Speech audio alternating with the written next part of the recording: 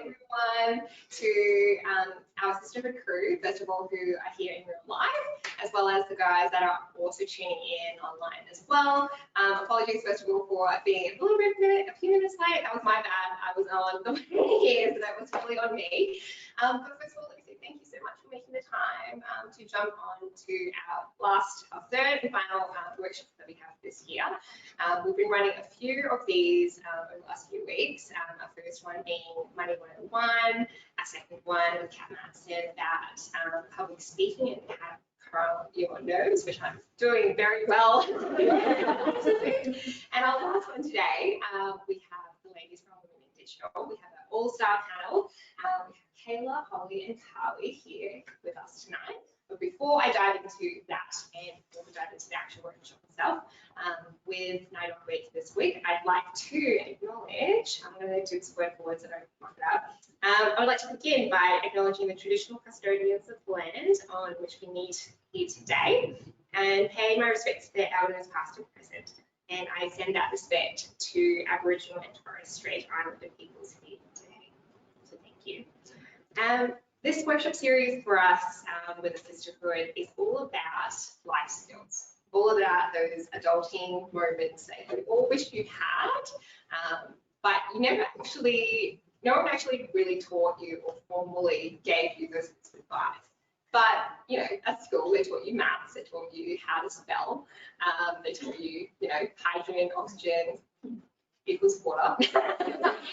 So, but they never really taught you about how to manage your money, how to speak confidently in a room, and most importantly, how to, you know, further your career and actually have those chats about building a successful job for yourself and actually how to find your passion and how to go about doing that. So we have here today with the ladies from Digital. I actually came across from Digital way back in my uni years myself, and I was just sussing out what's happening in the Brisbane scene, and Women in Digital came onto my radar, and to be honest, it was a group that resonated with me so much that I actually thought, you know what, who's the founder of Digital? I need to meet this person because whoever created this group is amazing and I need to talk to her.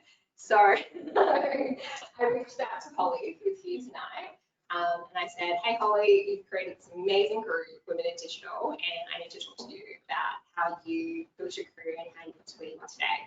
And so Holly, I just sent that message out into the world and thinking, you know, she's probably this person that's never going to reply to me. And you know what? Holly actually replied to me and said, yes, I'd absolutely love to meet you for a coffee. And we had coffee, and I was just a uni student at the time, my final year. I didn't know what marketing and advertising was, and that's where the job that I am and thriving in now. And she gave me the confidence to, one, reach out to people that are doing amazing things, but also three, just go out and do something. If you're interested in something, go out and do something about it. So I really have to credit Holly to a lot of the success and the confidence of what I have today. And I'm so proud to have you. I was totally blown away by Lynn. I was intimidated by her. But yeah, I'm so glad to be able to do this full circle now and actually get a chance to talk to you as well as your amazing team you have building Women in Digital and Digital Talent Co. And really get into the nuts and bolts of how to have those conversations and really empower our Assisterhood audience and everyone else that's in the digital team, because this is really going on socials, actually how to have those conversations. So how tonight's going to work, the boring but important parts before we get into the nitty-gritty of this evening. So we also have everyone joining online, but we also have people in the audience here as well. So I am going to do a Q&A style panel. Q&A style panel with girls for about 30 minutes, and then we're going to open up to the audience, both in real life as well as online. Paulina's going to run the Q&A, so watch out. Sneaky shout out to also Paulina's birthday today, so thank you. So we'll do Q&A with the ladies, and then we'll do Q&A with the audience, and then we'll wrap for the evening you do have questions for those of you guys online, there is a chat function on the GoToWebinar that you guys are tuning into as well. So drop the questions in the chat and we'll collate them and we'll ask them at the end. All right, let's get into it. First, all right, so an easy one to start off with. And we'll start with Kayla. Can you introduce yourself? Of course. And go around to Yeah, well, I can do that much. My name is Kayla Wren. I am the digital marketing recruiter for Digital Talent Co, and I help out with marketing and events out with Digital. Thank you. I'm Holly. I'm the founder of Women in Digital and Digital Talent Co. I'm also on the board of Jobs Queensland and QUT Centre for Future Enterprises. And yeah, I don't know what else to say. We'll get into more of that. I am Shearman. I am a community manager at Women in Digital. I never know which company to start with. And then I'm also the technical recruiter at Digital Talent Co. So I mainly specialise in software engineering, which isn't 100% applicable to you guys here. But I do have a background at a marketing agency and was also the marketing recruiter before Kayla came along. And now she helps me out. Awesome. Thank you for introducing yourselves to our audience tonight. So let's start with a close and personal one. Can you please describe your most challenging experience with asking for a raise? So the topic tonight is all about, how to get ahead in your career. So have you actually gone through the process of asking for a raise, or have you gone through the process yourself, and how does that? I'm going to catch this ball. I've actually done both. So when I was at the current company, my boss here, which makes the salary chat much more exciting. See where the jokes are raised. I'm going to ride out and everything she says. But I was actually in a marketing agency where I did the performance reviews of my team, but I also obviously was an employee, so I needed to ask for a raise from time to time. And I guess like every time you ask for a raise, or you have someone asking for a raise from you, it is definitely overwhelming, and it's such an emotional kind of thing because you feel like you've poured yourself into a company and like I want that to be reimbursed almost. So I think for me, I remember the first time I asked for a raise and like full like rash, clenching hands, like the full nine. And I think it's just knowing that it is uncomfortable and you're going to be uncomfortable.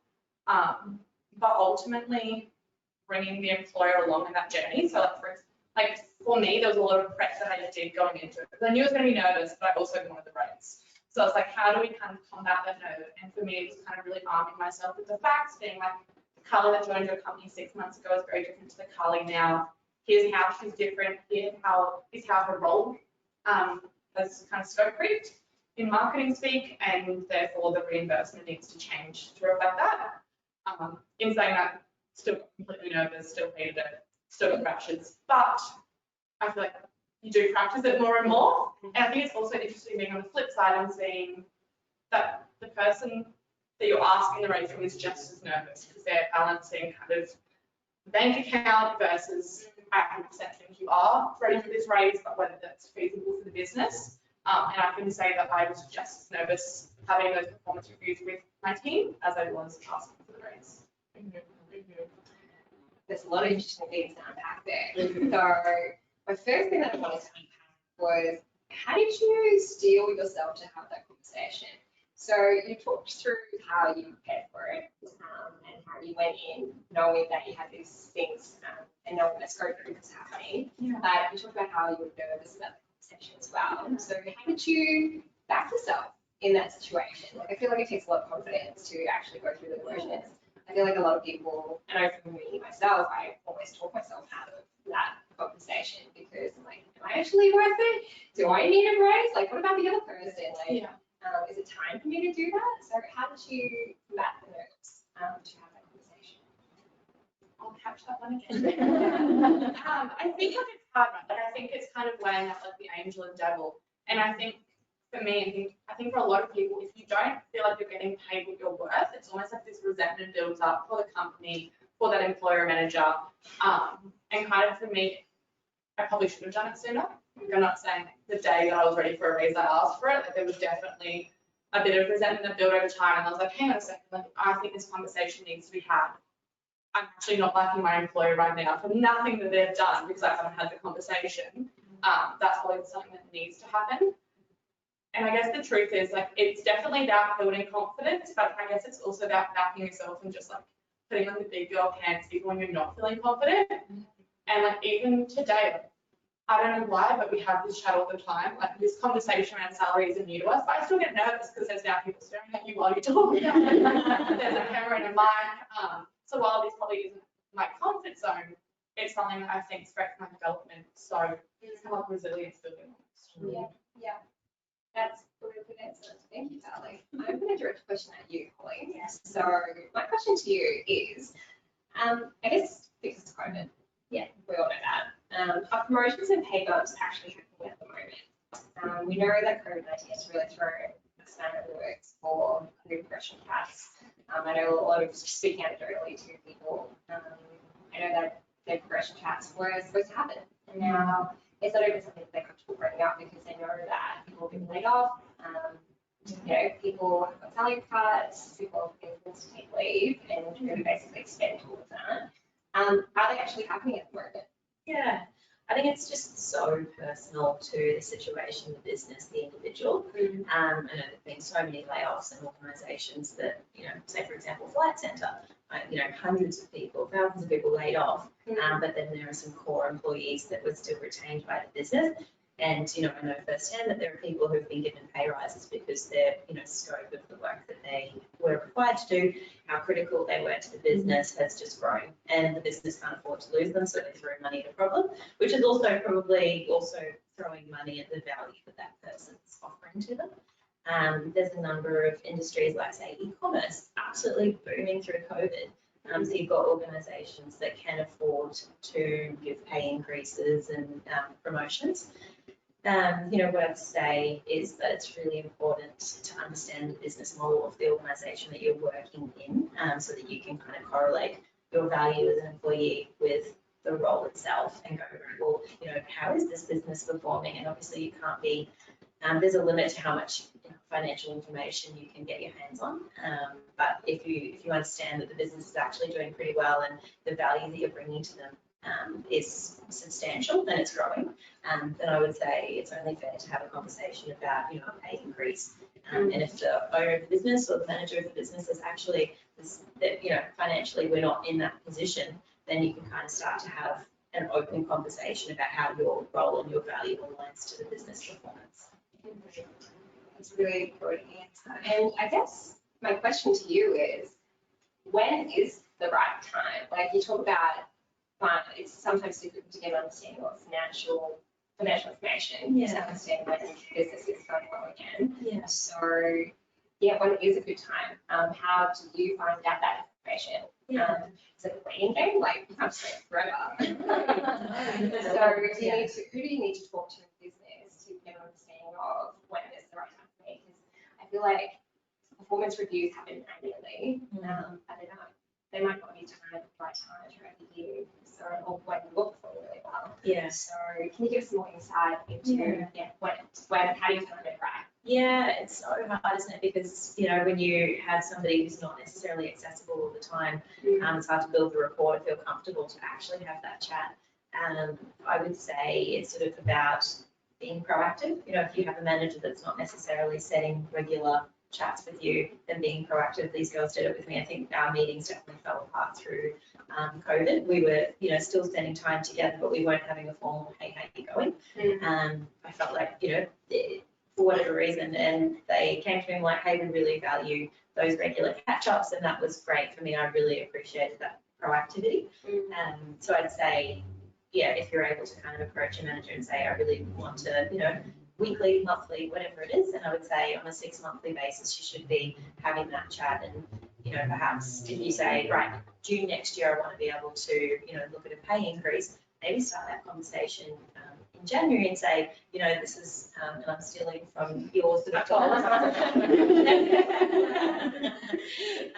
you know, something that Carly can probably speak to a little bit more in depth is saying, these are my goals, how can we work together to get there? Do you want to pick that one? Yeah, I I guess I'm happy to take credit for this. I think that like nothing frustrated me more at my old role was when a team member would come to me for that 12-month check and be like, cool, like where's my raise? What? Like it's not just this one chit chat and then we're done. Like I think it's very much an ongoing conversation. And for me as an employee, it's been really important to bring Holly in. It's very much an ongoing conversation of, okay, this is my 5-year goal. It's fine living by 30. Here's the kind of salary that I would need for that lifestyle. Yeah. What can we do? And like, there's not always a money conversation. Like, I don't think we actually discuss money that much. It's more, how does my role in this organisation grow? How does the organisation grow? And therefore, remuneration will be a consequence of that. So I think if you're just expecting to have one conversation every 12 months and get money from that, it's probably the wrong way to look at it. Just as you don't have one conversation with a client and expect them to sign the TOBs. Like it's very much this relationship building, kind of figuring it out together process. That's a really good one. I'm going to pack that in my for a little bit later. I had a question for Kayla actually, so I wanted to talk to you in the conversation. So, and this is just a follow-on from Holly's points as well. So Holly talked about how regularly you should have these catch-ups, but the important thing is to have catch-ups and have them regularly so that they're happening. Yes. So how do you do it? Do you do it? Yeah. How regularly do you do it? Actually start setting that up. Like how do you go about thinking, okay, maybe I should think monthly is a good enough cycle, or maybe fortnightly, or turning the feedback. Yeah. Like how do you approach it? And I think it probably depends on your personal situation. But for me, I was starting in like a brand new industry. I've never done recruitment before. Didn't really know what I was doing, and I think, like I do now, but at the start, but I think there's so many different factors that would happen in our week and so many changes that I was like, okay, I'm going to need a weekly catch up because so much happens in that week. Like if you're like in my old role as a marketing coordinator, monthly would have been fine because things weren't moving as quickly. Whereas I was just like, I feel really grounded if I sit down with Holly once a week to be like, hey, this is what happened this week. I really struggled with this. How would you have done it differently? This is what I'm proud of, and we always look back because I'm definitely very critical of myself. So always looking at the positives, looking at negatives, and I think that helps my performance as well and progression. Just always keeps me focused on, okay, what's the most important instead of getting in your own head and focusing on potential negatives. But I think we dropped off with COVID because obviously we're working remotely, and when we came back, I just didn't feel as focused. I just was like, I just don't really know what was going on, just trying to do 2,000 things. And I was like, okay, can we please just catch up again once a week, once a fortnight, and see how that goes. And we've been doing that probably for the last 3 months. And like it just feels, I don't know, it's just grounding, I think, to know where you're at all the time. And obviously it depends who your manager is too. Like I think that will change things as well, depending on how close you are with them and things like that. Yeah, sorry for jumping, but I know like Holly and I have a great relationship. We chitty chat all day, every day. But when she's like, let's have a meeting in the room, I'm like, oh no. It's like, I have to get back in chill. It's like having those meetings every week. Sometimes we'll get into the scary room with the closed door and she'll be like, you have a weekend, like good, and then we'll just chat about my cat. But by having those formal meetings every week, that fear, like you kind of get used to it, and then it's like you kind of get involved to have those conversations. So some weeks feel pointless, but it's definitely rapport building and kind of getting yourself comfortable in a more formal environment, which I find really valuable. Yeah, it just facilitates that direct open communication. Yeah. So let's flip the question now. So Kayla, it's really important for you to have those regular check-ins because you get an understanding of where you're at and you can have a chance to have some airtime and follow Holly as well in terms of making sure that you're progressing forward. So Holly, what's it like for you? Do you like the regular weekly catch-ups with Kayla? Like, so, and what does it facilitate for you? So, Shearman was like, I hate it. It's a hard question. I actually, to begin with, I think when I started managing people a couple of years ago, I actually really didn't like it because I didn't feel confident in my leadership abilities. And I guess I've come to enjoy them more and more as I feel like I've got more to add. So I would say, the benefit of it is kind of talking through your week, your experiences, like recalibrating different techniques of, the way we work. And as a founder, a lot of it is in my head about the way we need to work. So I think, having those regular open communication points and check-ins is important. And then I guess, I know there's so much, it's so easy to just have chit chat and breeze over everything. But when I actually get the chance to sit down with these to understand where they're going in life, like, a little bit more on a deeper level. And as a manager, like, I love working with these ladies, and I, hope to grow the team with more great similar people that, have similar values. And it's probably one of the most rewarding parts of my role. So I'd say, when these two joined, yeah, it was, a couple of years ago, I definitely didn't want to grow a team because I didn't feel comfortable with it, wasn't sure of who I wanted to work with. So I think, growing that relationship has become the most rewarding part. And so helping them get towards their financial goals is really rewarding. I don't know that I've recruited from so many companies, and I would say there, not many managers are happy to give pay rises, but I actually think it's a reflection on my success if I can financially reward these guys and keep increasing their salaries. So yeah, I enjoy working with them on a weekly basis, hearing how they're going, right, how do we get you towards your goals? That's awesome. That's really, really awesome. So let me I just want to dig out a little bit. And I really want to ask a question, because I think a lot of young people in the industry, or young people coming through, have a really hard time of not wanting to bug their manager. So, or not wanting to waste kind of business time, and they feel like a weekly catch up or even a fortnightly monthly is, I guess, it's a waste of time. Like, what's the value for the manager to actually talk about the career development and progression? So I think for you to talk about it as a rewarding experience for you to actually give back and build other people's careers is really important, I think, to tell and to really unpack that as a myth for people that they're just wasting people's time. So I appreciate you. And I think it's about, if you do have a manager like that, it's positioning it as win-win. So finding a way to say, hey, if I can stay at this company for longer, or, my skills can grow, therefore your company can grow, or your, department can grow. I think, everything has to be win-win for it to work long term. So, and it might only be 15 minutes. Like, it's not like we're sitting down for an hour and a half. Like, it could be 15. You know what I mean? Like, sometimes we probably could, but it's not necessary. And probably for the benefit of COVID, like, now meetings don't have to be that long. Like, we're on Zoom, and then after 5 minutes, the conversation's over, and there's now no longer a fear of just being like, okay, we're done, bye. Absolutely. So a question to all three of you, or any one of you guys that want to answer the question. I think when people come to you guys as obviously you run programs for all three of you, and you're all recruiters in different specialties, when is a telltale sign that people are looking for a career change or promotion? I guess they come to you when they're looking for a change or a career progression.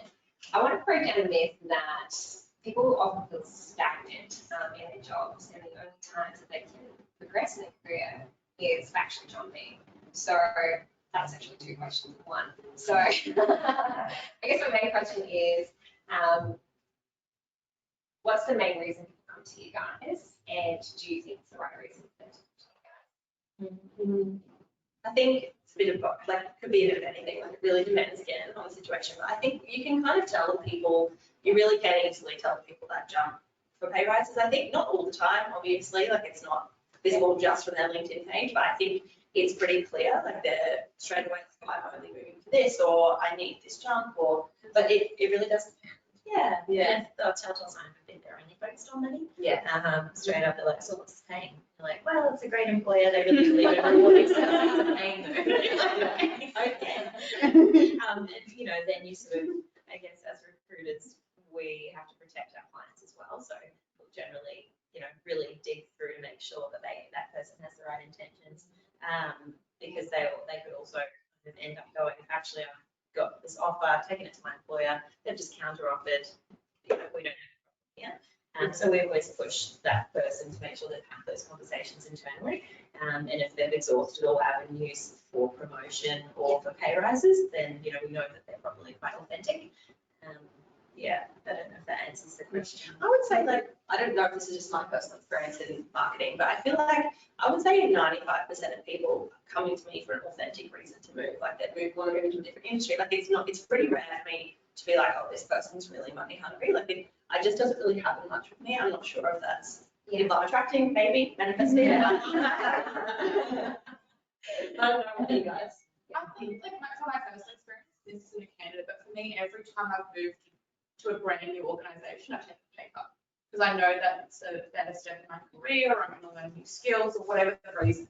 I'm literally looking at my LinkedIn before coming here. I can't think of a single time where I haven't taken a pay cut. And then focusing on that salary progression once I'm in the building. And I guess at the end of the day, like salary is like it's a remuneration of the work you're putting in. So if you put in the right work, that will be, it's like investing. Like if you put in the money, like in the right effort, then the money's going to come back. Obviously that means having tough conversations, but if you kind of reshift it to, I'm going to chase more money and just go, I'm going to chase really good work where I shine, the money's going to naturally probably behind you. Yeah. Yeah. It's, And good employers as well. Like it's not every employer is like, let's discuss how you're going to have a salary up. Like this is a rare breed, but also I think it's taken me having some shitty bosses to then, now I don't look for a job, I look for the company and the manager. And if those two boxes are ticked, then I'll move versus moving for a company. So I think also proving that shouldn't really answer your question. I think I answered I asked a really complex question, and then you guys all come back. So my next question for you then, just building on that, I think there's a big misconception that the only way to progress your career is salary bumps. And that's not necessarily the case. Like you explore career progression opportunities, invest in professional development. So I want to unpack that a little bit more with all of you guys, because you guys have been negotiating that sort of packages and all those opportunities with all of the people that you work with. So yeah, what is there above and beyond more money to negotiate? I don't know if I'm making a stat up, so maybe I just stop now. But I think that I've read a stat once that apparently 80,000 plus super is the perfect amount. Like every time if you bump over that, you're really not getting like 80 is perfect. Like that's like life satisfaction doesn't increase. Yes, thank you. So I think for me, like, and a lot of people do come to me based on culture. I think culture's been a massive shift this year. I don't know because I recruited this year, but that's been a big thing the last couple of months. So that, yeah, I'd say, yeah. And then, I guess those life perks. So, you know, can I move to the beach? And can I work remotely? Can I have more flexible work? Can I negotiate a, you know, whatever day, fortnight? Like you said, training. Yeah. Are there special projects that you could kind of be seconded to? Yeah. What are the other perks? What do you think of any? I think it like what growth you're going to offer me once I'm in the building. I think that's a massive one because again, back to my other point, sorry. But like if your growth grows, then your salary grows. So rather than negotiating a salary, come in at same or lower, and then know that they're going to invest in your growth. Like we have so much training capabilities, personal branding opportunities with this company's massive pack. So it's kind of looking at, okay, how does my net worth grow, even if my salary is going to be higher right now? Yeah. That's really interesting. I went on a big journey on that myself because I went through that negotiation process when I jumped from my previous job to my current job. And I was so lucky that I had a bench of people to ask for support and ask questions. And it just really hit me how much I didn't know / what other people could be asking that I never thought to ask before. So it really motivated me to have this conversation with you guys today. Things like being able to ask for a parking space and asking for a smaller probation period so that you don't have to go all the way to 6 months. Like that's an option that you can really unpack. So I really wanted to unpack for you guys what's the small things that are small easy wins. If they don't give you the number that you want, what other things can you negotiate? Something I always see is re-gearing of hours. So like, okay, well, I'm worth 100,000, you only want to pay me 80, I'll work 4 days a week instead. So that sort of thing. And then I guess on that note as well, because you have that freedom, you all of a sudden can increase your income elsewhere. Obviously, your contract allows that. Don't just go rogue. Things like that, definitely. Yeah. Yeah, that's good. I know at a big company in Brisbane, they have like Friday social, they had Friday socials and gym passes and all of that as well. Yeah. So they kind of like were paying you less because all of these lifestyle benefits. Yeah. I think a common thing that I would suggest is this is what I do for a lot of my candidates, if we can't get the number they're searching for, if it's kind of where they're at now and they're just kind of moving across, is negotiating like a 6-month salary review into their contract. So that it gives them an excuse. They don't feel like they can't ask for a whole year. It gives them kind of like they've got it in their contract that they're allowed to sit down in 6 months and have that conversation. Obviously that comes with KPIs and targets that they have to meet to get there, but it just gives them that opportunity, the door's open to walk in and have it. Whereas if you don't have that, it's kind of will be like there for 6 months, like, can I have this conversation? Is this rude? I've been here long enough, but I think like that's just something that I'll do generally now. Can't get a salary, I'll make sure I can negotiate that into their contract for them, so that they're like, okay, that's nice, I can last 6 months on that, and hopefully it can move up. I think also just asking the employer, like, hey, my number's 100, you're only offering 80, what can you offer that will sweeten the deal? Like, because they might have a perk that you're not even thinking about, or you're not aware of what they can offer. So they've got the bag of goods over here, but like, actually. So I think like, if there's nothing that you firmly want, maybe we can fall back in their thought and seeing. Yeah. And that opens the conversation. It's no longer like this, I want that, black and white. It's like, how do we reach like an agreement there? Yeah. Okay, great. I think that's a really good answer. Thank you. We'll talk about numbers very lightly, but I do want to talk about numbers because at the end of the day, it's a very easy thing to get, and everyone does use money every single day. So my question to you all is, how do you find out that number? Like, how do you find out what the average salary is for your role? How do you know what the next average salary? How do you actually define the bracket? I didn't know that brackets existed for different career progression types for a really long time, and until I started talking to people within my company, and even then it was really hard to talk to them about it because it was really discouraged in the ages that it was at that you don't talk about it because then people can understand and people compete against each other and like, I know this person is on these, like, why aren't I on this? So how do you go about asking and finding out what your salary bracket should be and what the next one you should be aiming for? It's how you get that information. At Digital Talent Co, we have a digital. It doesn't break down though. I would say, doing your research. So looking at salary guides, looking at your role on Seek, asking some peers if you can, definitely, whether it's, I would probably say outside of the organisation that you work at, so you can start to get a benchmark of kind of industry norms. Speak to recruiters as well. We're always happy to give some advice on what those industry standards are. Those would be my sort of go-tos. Yeah. It's so funny when you work in recruitment. Like, I know Kayla and I always get stuck in this. We'll go like drinks with our friends, and they're like, "Oh, this work you should like, what's the salary?" And they get like, Yeah. And like, I think we're just so desensitized because we're talking about salaries all day. But I think it's the biggest thing I've learned in recruitment is like it's very much like a marketplace, which I know might not sound groundbreaking, but like the price of avocados, and I'm so sorry, I'm comparing salaries to avocados, but that changes depending on market demand, where the avocados are grown, are they organic, like all those different factors. So I think like if you're a marketing coordinator at a 2-person agency and a marketing coordinator at Combank, they're going to be vastly different. So I think when you are talking to your peers, just making sure that you're not then walking into your 2-person agency being like, oh, I need this much, and just kind of getting a consensus across a like for a like rather than just role for a role. Yeah. Good answer.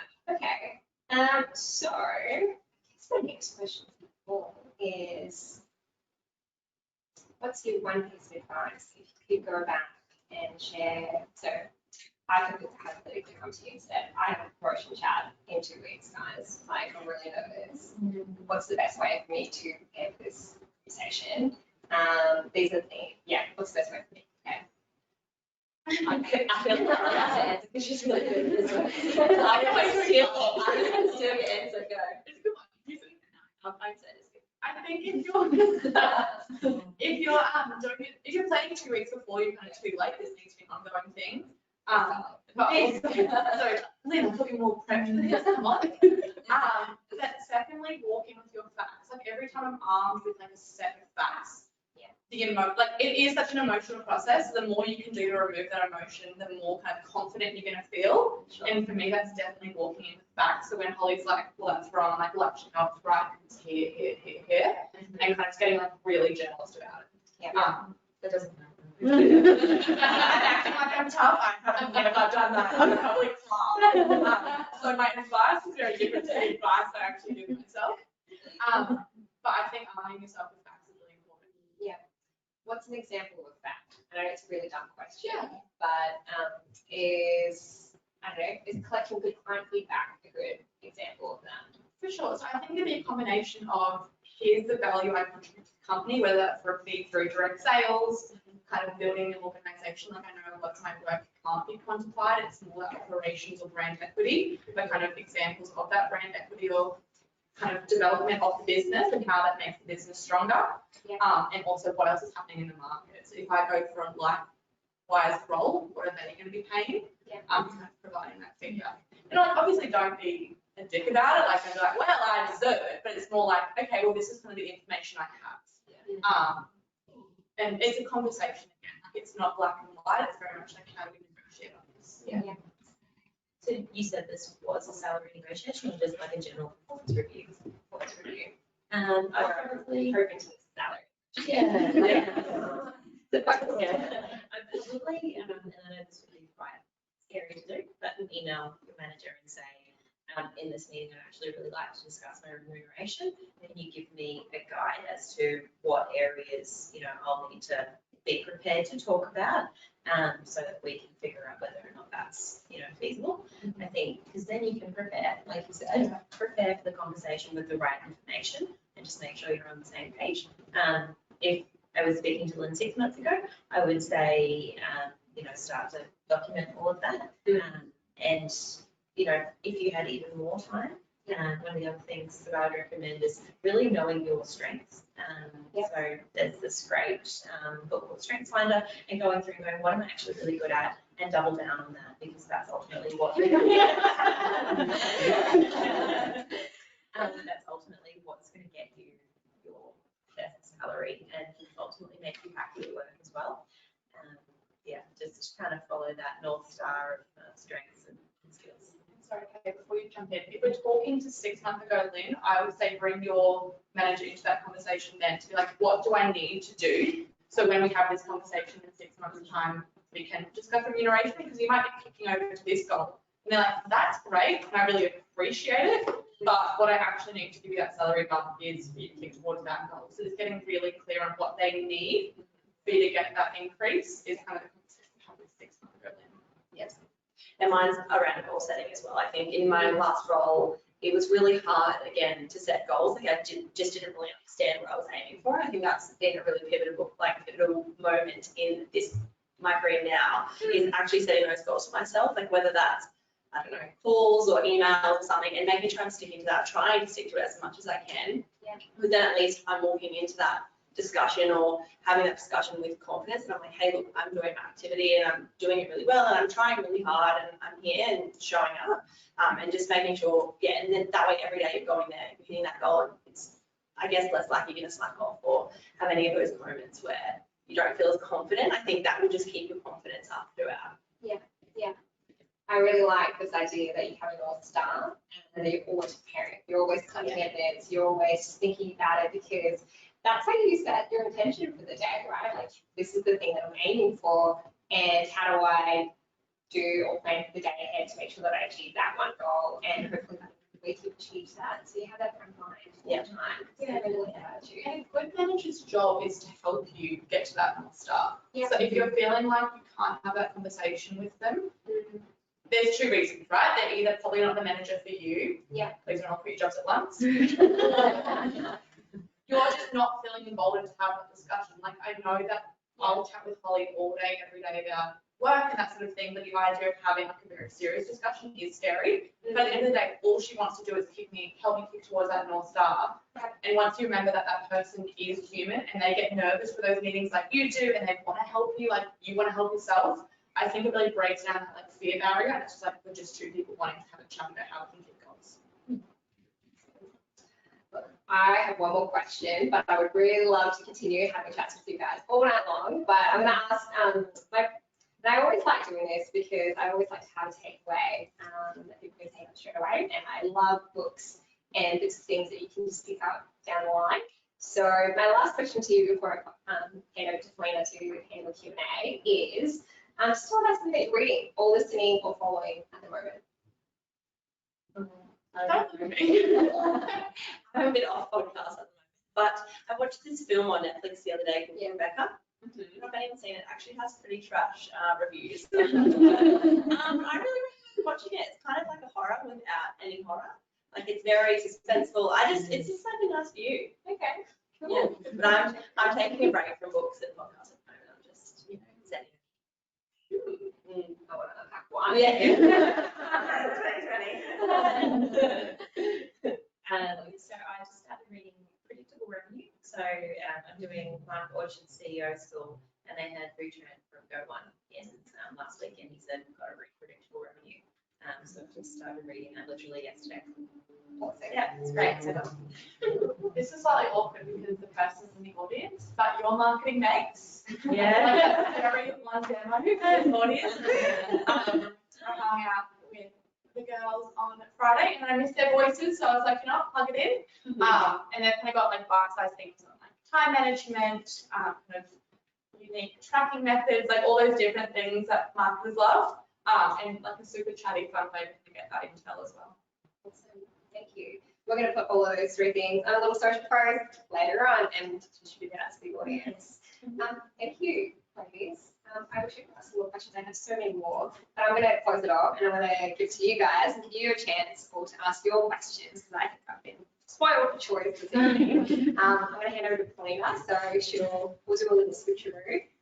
If you guys have a so. Thank you, Wren. Oh my. Not intimidating at all. Hi, everybody. So Q&A today. So we've got a few questions online, but we're going to start with a question from the audience that's here. So very old school times, raise your hand and we'll get to you. I'm going to start with a question from me first. So I, for a very long time, I'll pretend like I don't do it anymore, I totally do. For a very long time, I guess I have this notion in my head that if I'm good enough at my job, my boss is just going to magically notice that I'm amazing and come to me and start the conversation around me deserving a salary bump. And it felt almost wrong to like prompt that because I just had this nagging feeling that, well, if I was good enough, they would have just offered me something. So I kind of was living with that for a very long time. Hopefully don't do that anymore. So I was wondering if that's something that maybe you've experienced or someone you've talked to experienced, and what would be your advice to try and battle that mindset? I think like absolutely everybody experiences that. My advice, again, is very different to what I actually do. I think my advice is like, if I was a business owner and I didn't have to pay you an extra 20K a year, of course I'd delay that conversation, particularly when you're looking at bottom lines, and that's what a lot of business owners do too. Like obviously you have different, more progressive matters, like, oh, let's invest in our company, and that's great, and you're looking for more of those. But other people are like, cool, how do we not spend more money than we have to? So if you're not going to have that conversation, me as this business owner, I'm like, cool, I don't need to pay it. She's chugging along, she's happy, I'm chugging along, I'm happy. Yeah, that is probably oblivious. Like probably like they can't read your mind. Yeah. You know what I mean? Yeah, and I think the quote that comes to mind is the squeakiest wheel gets the oil. Sometimes for people who are really not great at their jobs, but they're kind of important and they get paid really well because they're just loud, they're loud about what they need and want. So I think if you're like excellent and also talk about it, talk about what you know. Yeah, the superpower. Yeah. Together. Hey. Thank you. It is not easy, is it? But I think that's very good advice. I think that's been also brought up a few times before, is to be your, I guess it's sometimes difficult to be your own best advocate. And there are definitely tools, and I think we've even, a few speakers before mentioned a few books that talked about really, really well. But yeah, and I guess definitely something that we all have sitting in the back of our minds. Okay, I'll stop talking now. I'm sure there are questions. Come on. Yes, Ben. Shall I ask a friend? Yeah, we all are. This is all for my cousins. Yeah. When you have two men and you can prove your worth to one and then the other, you can also prove, how do you have that discussion where you've got two different managers, you're trying to get a pay rise? Okay, sorry, before we jump on, I'll just reiterate, just in case the audience online didn't hear. So the question was, if you have two managers, yes, and you have to almost sort of pick and choose how to prove the worth to both of them, and I guess your promotion / pay bump depends on both of their opinions, how do you go about that? Sounds horrible. One manager is hard enough. How you trying to do if you had divorced parents growing up, because I feel like that's really The one time it's still coming. yeah, it actually helps you this one time.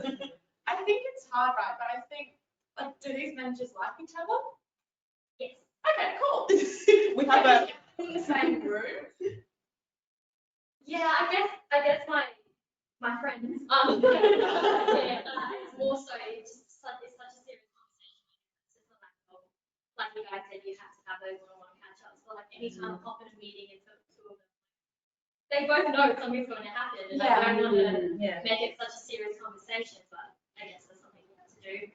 I think if you actually just break the ice by saying, this is really awkward, I really want to have a really awkward, serious conversation, then the rashiness and the sweatiness, just they're like, we know what's going on with you and they know why, and at least they can prepare for it. I think there's nothing worse than seeing somebody really struggling and they're just not willing to talk openly about, what they're going through. I think that will instantly kind of inspire empathy in them and go, actually, yeah, this is really tough.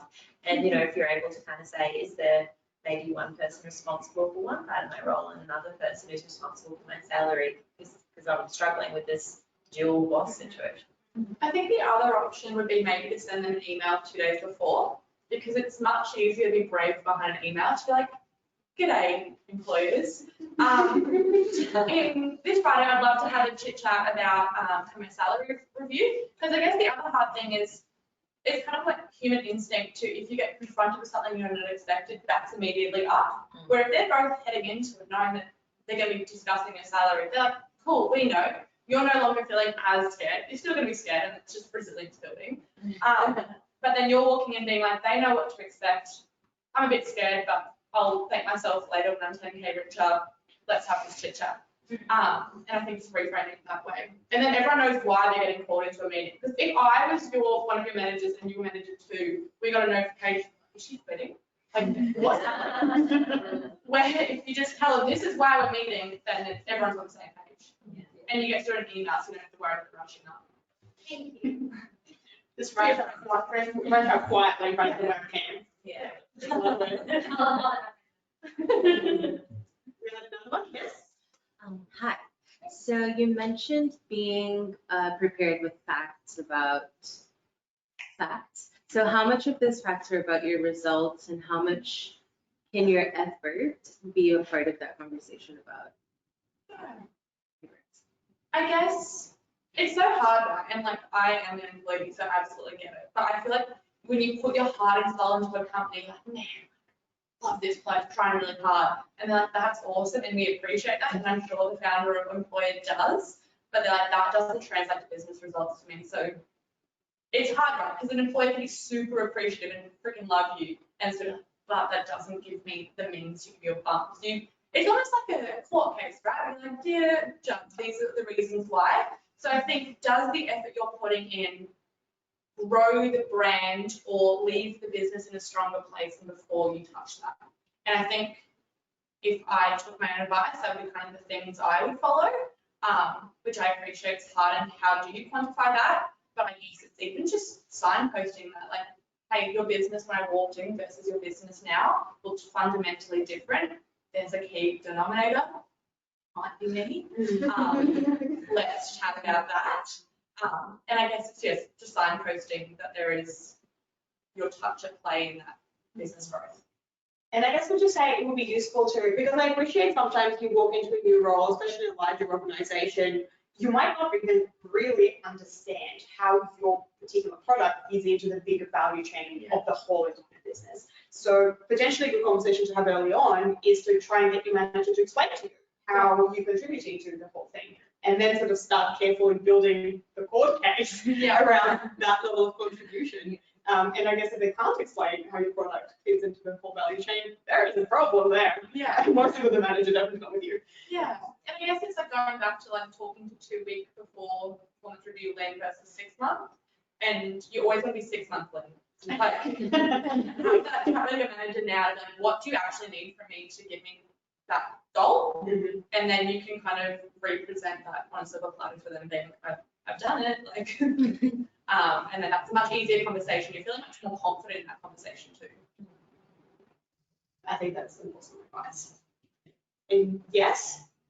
Just I think back example and straight away, just on that front as well. So how soon, like you're talking about when you're starting a job, 6 months tends to be when you have that chat, but is there too soon before that to be having it? So do you think you're making a really big impact on the business?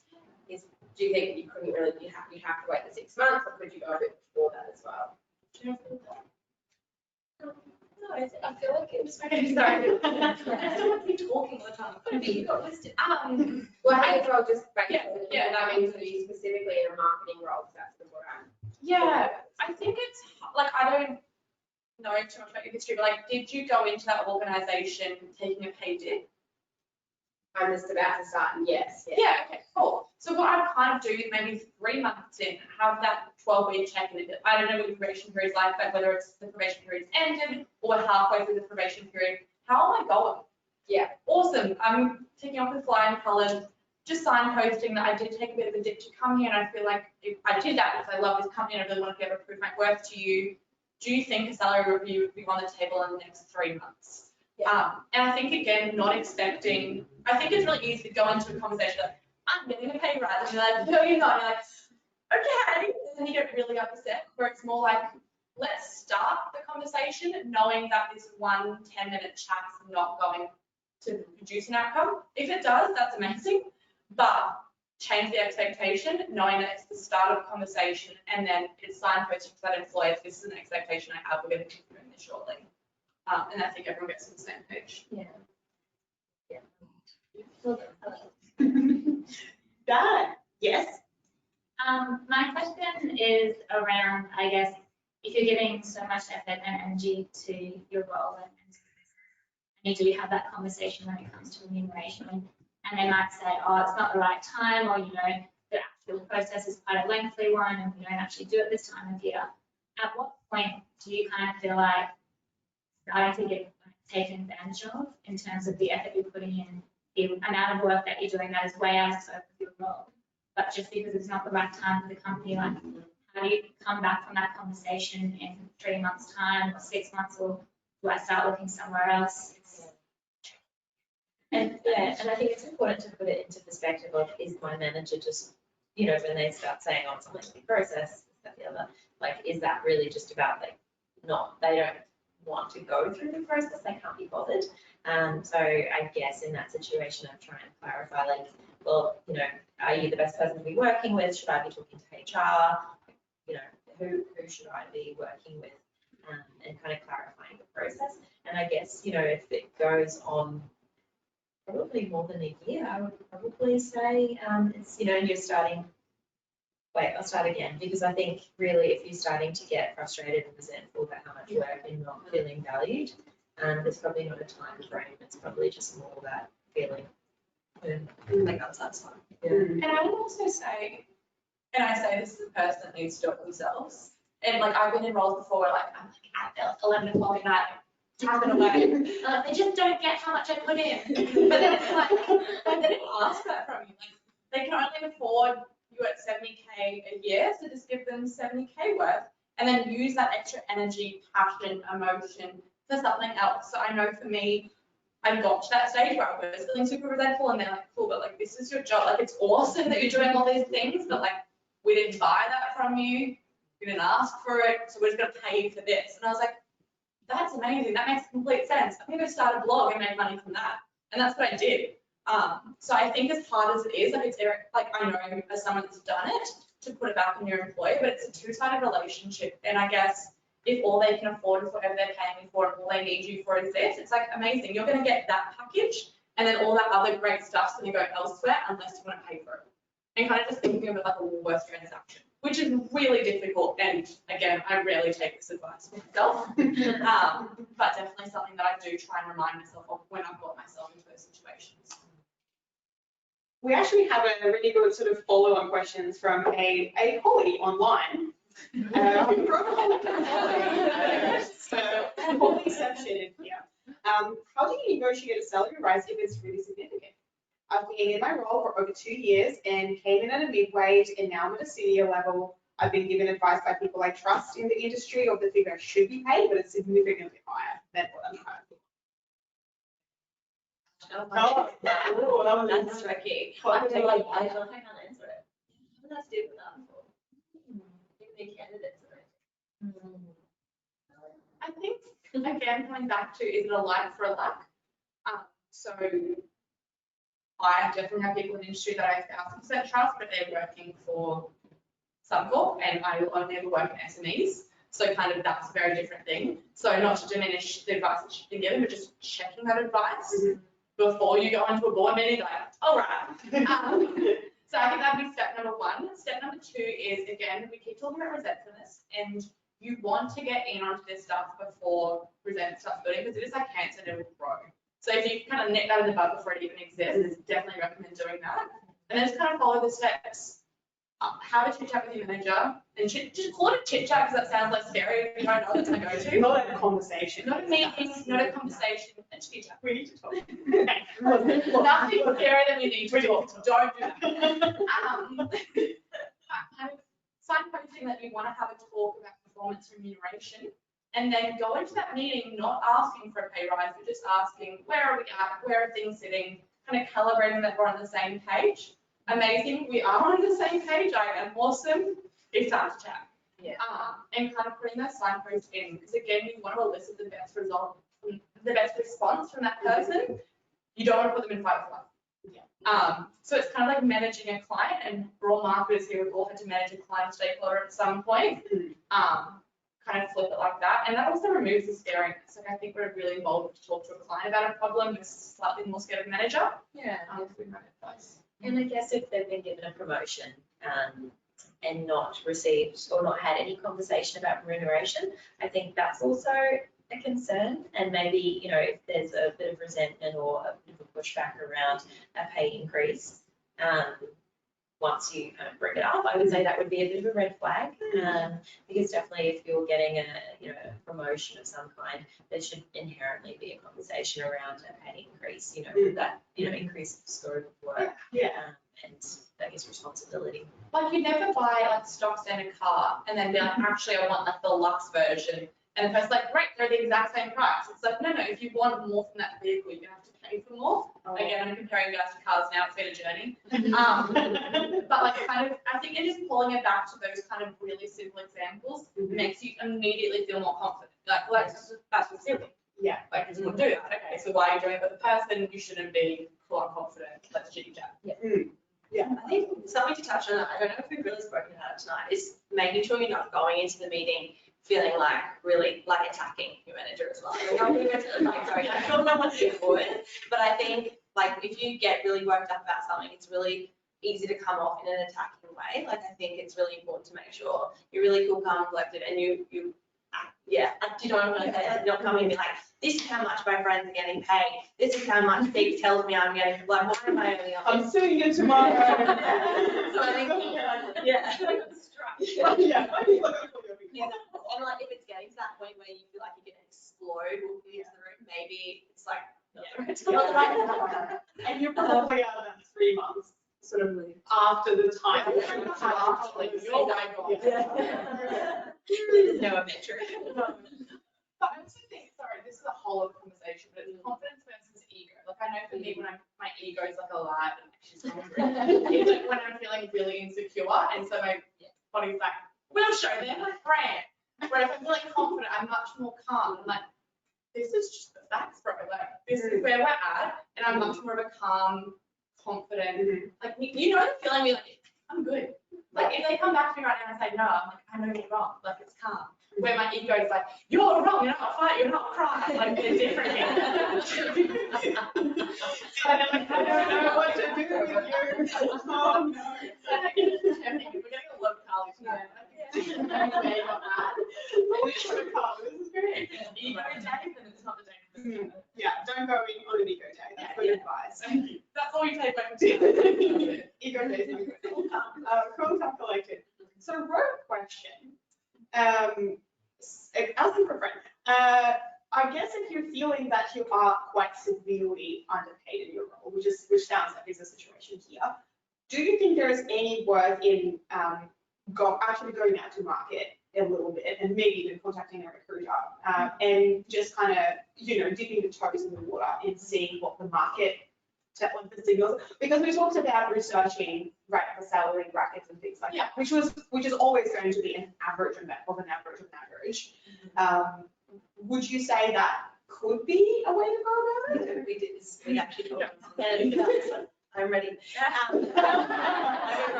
swear we did not prepare this morning.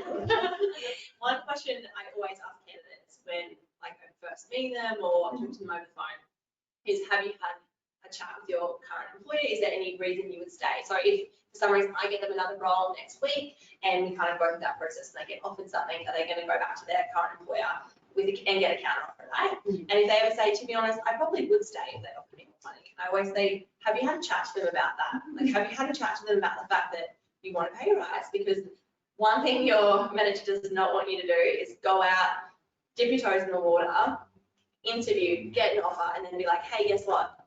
I've got a new role. I'm going to go. Can you, and unless you give me 30K more money. And they're like, wait, what? Like, I had no idea that you wanted more money. Like, you're going out to market, what do you mean? And then that relationship, I'm sure you can probably recover it, but that's not going to be a quick recovery. And candidates that do that, they probably only stay there for 6 to 12 months because that was never that role for them had expired anyway. They're just kind of staying for the money. And we kind of use the metaphor of would you cheat in a marriage? Like it's one thing to kind of put your head down any cuties? Yeah. I've spoken to a cutie, she wants to hang out. I haven't heard how it's hard to get her phone back. Your honey might forgive you for a hot minute, the trust is broken. So if you can avoid it, don't cheat on your marriage. I guess. She's so long. Yeah, this is every day. We started from avocados, we arrived at marriage, Avocados, cars, marriage. But obviously calling a recruiter and asking, and having a conversation, you're like, hey, look, I'm not actively looking, but I saw something you saw something on your website, something you posted that, if you call me tomorrow and said this, I'd be like, oh, great, that sounds awesome, great working, whatever. And then you kind of start talking and you're like, hey, this is currently what I'm earning. What do you think? And then I'll be like, okay, so I might go into just say they're a paid specialist. I'll be like, yeah, how much money are you kind of working with a month? How many clients are you working on? And they'll be like, oh, I'm 60K. I'm like, oh, wow. Okay, you probably do serve a little bit more, but obviously that's based on one conversation with you. I don't know what you're like in the workplace. But you'll find a good recruiter that you're comfortable speaking with. Yeah.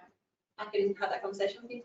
Conversation is very different. Definitely give them bells. Exactly. But conversation is very different to I have an offer from a client. Yeah, exactly. And just kind of delineating those two. I think my one question. Anyone else want to ask for a friend? Yeah. There we go. Okay, so I'll try to articulate this as best as I can, but say two people start in a company, same job on paper, but someone's got, say, 10 years experience and someone's new. And then if they were to both get to go into the next role, say they went at the same time, and say for the person who's new, it would be I don't know, a 20K pay rise, but then the other person, it would only be a 5.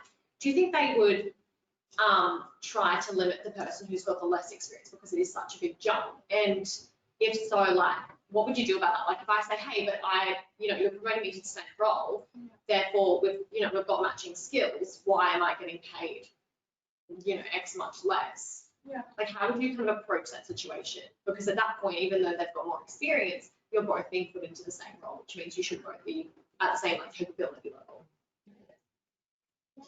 That was definitely directed to me. Yeah.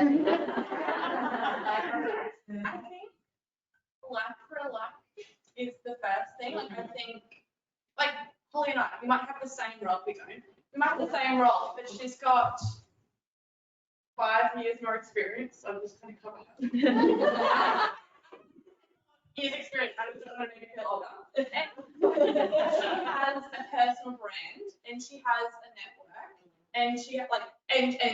So we might be doing the same role, but the insight, skills, knowledge, background we bring into the role, very different. So I think while you're in the same role, is it a like for like? And from what it sounds like for your friend and this individual, it's not a like for like. I guess it's hard, right? Because the whole conversation around gender equality and pay parity, that's comparing a Jessica versus a James who are same, and they've got the same experience going into the same role, and there's a different pay. That's a different discussion than 2 people entering the same role with a very different, almost perspective, right? Like I know that when I was more junior in my career, I'm still quite young, so I'm kind of more of a mid-tier now. When I was very junior, I was like, I'm doing all these things. I think as you get more experience under your belt, the more, it's kind of like changing a pair of glasses. I'm just more analogies, but like you might not be able to fully see clearly the full picture when you're a bit younger without that breadth of experience. But then kind of the more experience you get, the clearer you're starting to see the full picture. And I think that is something worth paying more money for. And if I ran a business and earned more than $10 a week, which is what my current business does, I would pay 15K more for that individual because they're seeing almost in 360 degree, where you're probably at this stage of your young in your career, you're seeing 90 degrees. Would be my verdict on that. Verdict. So I guess I've actually had a few similar questions online as well, and it seems like they're all around, like a few of them were around, I swear I'm doing the same or more than my peers, they're getting paid more, how do I prove that I'm doing, doing as much or more, so we should be paid the same, which I guess is a very valuable and valid point, that physically doing more every day does not necessarily retranslate into more value to the business. So it might look like they're less in the office, kind of slacking off and going home on Fridays, but ultimately they have some other levers that they're pulling secretly behind the scenes that deliver that value without them having to physically have their body in front of a computer when you are starting out and you're that 11 p.m. Which we've all been there. We're still there sometimes. So yeah, I think that's an interesting perspective, because again, I think we just keep looking back to that resentment. Comparing yourself to others is difficult without having the full picture. But it's also easy to fall into that trap. The language of like, I swear, and I swear I've said this, it already sounds emotive-based. So I'd be encouraging that person to be like, do you swear or do you not? Because those are 2 very different things. And if you know something about like facts, if you swear, your ego is like, no, I mean. And like, again, saying to someone that's done that, so I think just checking those 2 things in. But also, all of this is general in nature, but I should have said this. If you do have a specific question, send us a little message, and then we can look at kind of your situation. It's not like a broad stroke. Everyone's situation is so unique. Especially now. Yeah. Everyone's a shit. So Yeah. yes, friends questions. Yeah, totally different. I've worked at multiple organisations now where I've been the exception to the rule, and I'm different than everyone else. So I'm a mother, I work part-time. I've been one of those people who's kind of been the first person to work part-time at multiple jobs. And so I've already negotiated that flexibility, and I'm very loyal. So in a lot of my jobs, I've worked there for a long time. But because I've negotiated that flexibility, I then feel like it's hard to ask for more in a role, even if I've grown, because I don't want to rock the boat or risk that coming up. Any advice in terms of adjusting the way I think about this?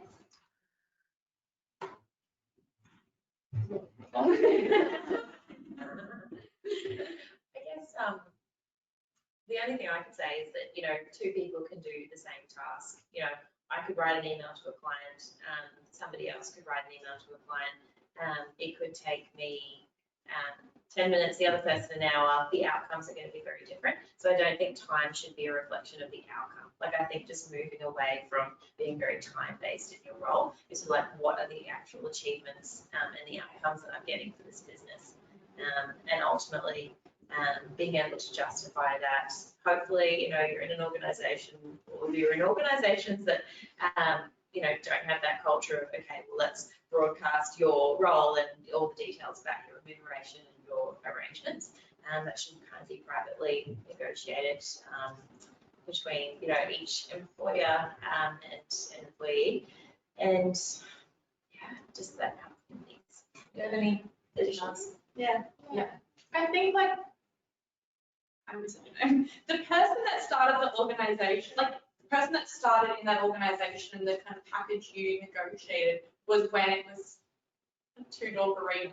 But now you like, you're still a $2 burrito. Like, you don't want to go to a $4 burrito. You're happy with the $2 burrito arrangement, but there's bells and whistles, there's blue, this, that, like, so, yeah. Jesus, Please keep out $2 you're happy with the vehicle and you're getting there, but that's a much more pimped out vehicle now, and so that vehicle costs more. Like, I don't know if that actually helps, because my metaphor kind of fell apart. It's like, cool, we negotiated that, but now things have changed. We're not negotiating how much I'm going to work, that's remain the same, but we're negotiating how much I should be remunerated because the skills, things I bring to the organisation have changed. So I think it's just not even bringing that much to the table. But then I also think that that's a whole part of mum guilt. And I say this as not a mother, but a whole part of mum guilt that no one discusses. Like, you want to come back to work, but you want to keep it flexible, but you want to do the same job that everyone else is doing in the building that doesn't have kids so they can stay at work for full hours. And I think that's a really hard package. And I'm really not looking forward to having to do that myself. But I think the great thing is you have these two little great motivators that are like, you know, mum's going in and she's not just fighting for mum, but she's fighting for the two little ones as well. And mum deserves more money. She doesn't need, and I guess the other thing on that note is, if you need more money, that's probably not, you're not ready to have the conversation. It's when you deserve more money. Because at the end of the day, like, my employer doesn't care if my bills have changed. What she cares about is if my value to the organisation increasing, and my remuneration does. So I think that's not answering your question, but just something to remember that if you need a pay rise, that's because you're not managing your finances correctly. If you deserve a pay rise, it's because you're kind of contributing more to that organisation that should be remunerated. Well said. Amazing. So I think we have time for 2 more questions. I've got one from on the line, but one more from the group. Vanessa. I always have a question. Mine's more so, Carly, directed to what you said before about, say you're doing your package, you're doing more outside, and if they can't offer you a pay rise, you go, this is what I'm doing. How do you tell them, okay, I used to do this +1 skill that you asked me to do, because I haven't been able to get that pay rise, I won't do that now. How do you get over that guilt or that kind of +1 that you give to your clients? Yeah. They're used to it, and you're going, unfortunately, I can't do this now. Not in those words, but just I'm not putting in that effort now because I'm only doing this package. I think it's maybe rephrasing it to, like how you're phrasing it in that example is kind of like taking a toy away from your kid. It's like, well, you don't have it. Where it's more like, that's perfect. I'm going to stick to my remit. So I think rather than I'm taking something away, it's like, cool, I'm just going to stick to what you need from me, and that's what my job description is. And the great news is, absence makes the heart grow fonder. So if all of a sudden this shit isn't happening that just used to get done by the tooth fairy, actually they actually had a point, and then you have a case, I guess, about being in that case, of, hey, it was really nice to have that tooth fairy to come in and do those things, wasn't it? If you wanted to come back, let's do that. And again, don't say sassy, but I can do that. Tooth fairies, no more. So I guess it's not taking something away. It's like, okay, we'll go back to the job description. I'll make sure I follow that more diligently. And I guess it's also taking one for the team and putting it back on you rather than, you don't get how much I do. It's more like, amazing. that was my fault for actually stepping outside of my job description. I'm just going to focus on that from now on because that's kind of what the package is. And I feel like that just has a different feel to it. You're the employee. Would that land different for you? Yeah, no, totally. I think that's good. Again, I maybe should take my advice today. Look, it never works that smoothly. I just cry immediately. Yeah. Okay. I actually, there's a little piece of wisdom, which I think is just like a very nice phrase. I have no idea where. So there was from an agency I used to work previously, and they have this beautiful concept of no anonymous giving, which I don't actually know. It's like a widely used term, and this is just me as English and second language, never having heard that before. But it's basically a principle where you are free to give your clients your time and sort of volunteer your time for your clients, sometimes wanting to do a really good job, you let them know. Yeah. So you open up with, look, this time, I'm happy to do this for you out of hours, quicker than usual, yada, yada, yada, with no additional cost. We would normally charge for this, but this time, out of the kindness of my heart, maybe because you're correcting a previous error or something, like wanting to over-deliver, I'll do this for you, but then they have an appreciation that that was done as a once-off. It's not, they're not going to get, because again, it's sort of the normal mentality of, oh, I got that for free last time. Yeah. I want more of that free stuff. That was nice. Yeah. So yeah, and that was, I feel like that kind of just taught me every time when I start over-delivering, just going, I'm doing this, but just know this is not the norm. Yeah. And I think that's beautiful, and it's kind of a value exchange almost, like you're giving free work for their appreciation, where previously you were giving, like, what the heck, nothing's coming back. The expectations were growing. Yeah, and like, of course nothing came back because they had no idea. And I guess it's kind of treating your employer like you would a client. Yeah, in a way. So our last question for the night. So I'm going to cheat completely and combine a couple of questions into one because I think they're fairly similar in their mindset. So there were a few questions around, you know, I had a conversation about the salary increase or a pay, change in the role, but it's COVID. I was explained the business is not in the position. What do I do? Or I work for an organization that has global freeze on anything. So where do you go from there, basically? Global freeze. I guess, yeah, it depends how much you love the role, how much you feel like it's contributing to your values, your value, your skill set. I think that's totally understandable in large organizations. Sometimes there are just phrases that, you know, your manager ultimately wants to give you a pay rise, a change in role that they just can't. So it really comes down to you and how you feel in your role. If you feel like, you know, ultimately you're feeling stagnant, you're maybe a little bit frustrated, itchy feet, you want to look out, pick your head up, like you said, and see what else is out there, and, you know, you're willing to take that jump.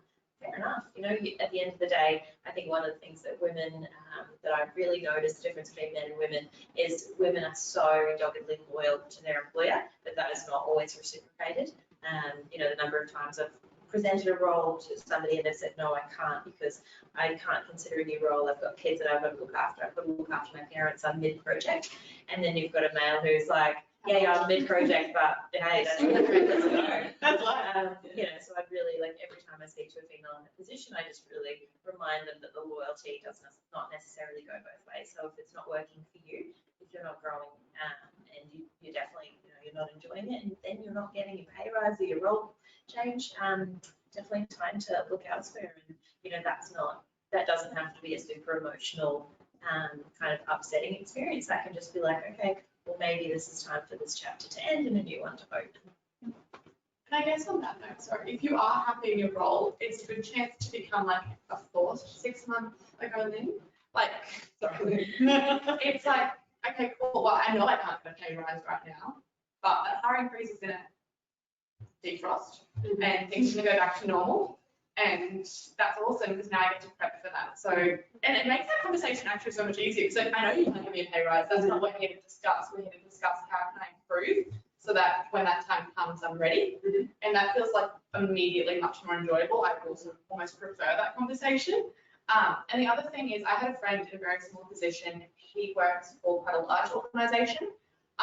And he was very close to a promotion before COVID hit. Everyone's pay were getting docked, no one was going up. He was like, cool, but I was still working towards that role title and being a large organization. He knows the value of a role title I don't think it matters as much in SMEs, but for him, he was like, I still need that role title to keep my career going. COVID's happening anyway, let's keep this shit moving. Don't worry about the pay rise, give me the title, got the title. And then once COVID ends, I can imagine he's gonna, hey, I've got that fancy title, and they wanna bump up my salary. And if they don't, he's got that title to then go to market elsewhere. So it's that classic, if the salary can't be bumped, what else can come up? That kind of sets in a better position for the long term. Great, so back to that bag of goodies that Mike says that is not necessarily a monetary thing that potentially you can lean into for those conversations. They'll be much more excited bringing out the bag of goodies because I know they can't offer the salary right now. They're like, that sucks, but like it's COVID, we can't lose you. Yeah, they'll be much more giving than they would have been previously. Fabulous. Well, thank you so much, ladies. That was incredible. I think everyone was making mental notes for their friends and cousins cats. We all learned a lot, I feel. I think it's just also ever so powerful to potentially learn we have a unique situation with you, of course, because we've got employees, employers, all in one beautiful team. And it's really amazing to learn that, everyone goes through the same troubles and everyone's human ultimately on either side, and everyone just wants to help each other unless they're a complete horrible human, and then you just shouldn't work for them at all. And then you can talk to this beautiful lady so they can help you out. Thank you so much, guys. Congratulations. Such a great event to do such a great job for this community. So I just wanted to say thank you. Oh, thank you. Well, I'm going to have to hand it over to Vanessa to do a little closing word for us. Me taking a workshop to Yes, she is. This is her pushing the comfort zone. I'd like to do a big round of applause. Also, I'm sure all our friends will enjoy those tips that we were asking. Thank you for those in real life who attended and those online who have stayed online. I know you guys are really engaging with your questions. Again, another huge thank you to Alpha Digital for hosting this event and hosting our workshop series this year. And lastly, thank you to the squad. You guys are amazing work in the background. So yeah, this is our last workshop. Thank you so much for coming. Stay tuned for what we have next year. Yeah.